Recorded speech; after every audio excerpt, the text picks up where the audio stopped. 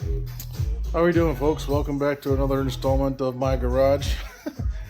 We're getting on the Kawasaki Vaquero again. We're going to be putting on a lowering link kit, the luverne lowering link kit. And we're going to put them on the back here.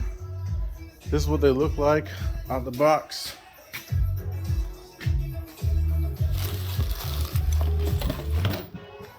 Lowering link kit right here.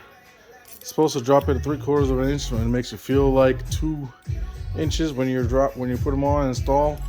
So we're gonna put this on to get the ride a little better, so I can have my feet flat on the ground. So what it says to do is we gotta take off the bags on both sides there, and we gotta remove that plastic cover right here in order to get to the top of the shocks. And what it does is it makes the shocks come back about 3/4 of an inch, so you actually have a lower ride. So we're gonna get started on here, and we'll get back to it once I have the bags off, and I'll show you what we're doing from there. All right. So the first thing we gotta do is remove the bags. Mine are a little different than everybody else's because I have 2 6x9s in there. I got those Allen keys in there. Allen keys wrenches in there, so that's the way you gotta remove that screw right there and that screw. Same thing on the opposite side. So we'll get that off and go from there. All right. So what we've done so far here is we've taken off the let me see, right side bags, and we removed the shocks from the upper joint, upper lock right there, and the lower lock, and it's just sitting over here.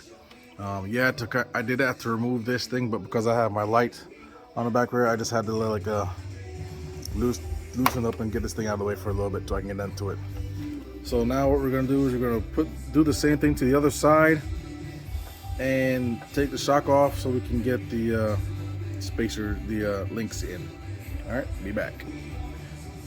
All right, so we got them put on.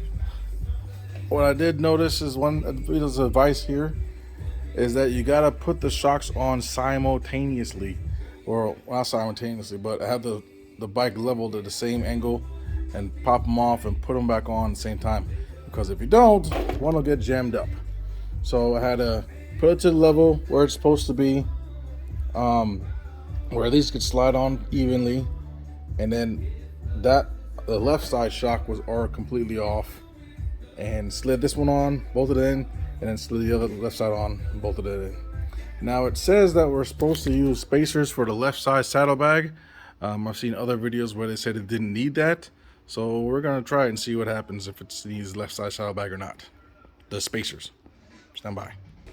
So I put the left side saddlebag on, and it didn't look like it needed spacers. I guess the other person was right. I didn't have any issue sliding on this. Plenty of clearance between the spacer there and everything. So that's all. Stand by. Sorry about that. Got a break in the transmission there. But yeah, like I said, didn't need any spacers for the left side bag. Fit nice as it was. And we're gonna put it all back together and give her a test run, see how it feels. But just again, be careful with the adjustments as far as lowering the bike. It helps to have a second person to work the jack. I didn't, but I worked it out. All right, so we're gonna button it back up and then show you finished product and give a review. All right, stand by.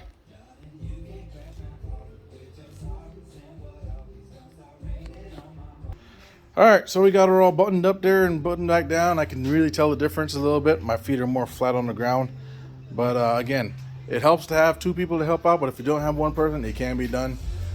So just be careful what you're doing and don't drop your bike.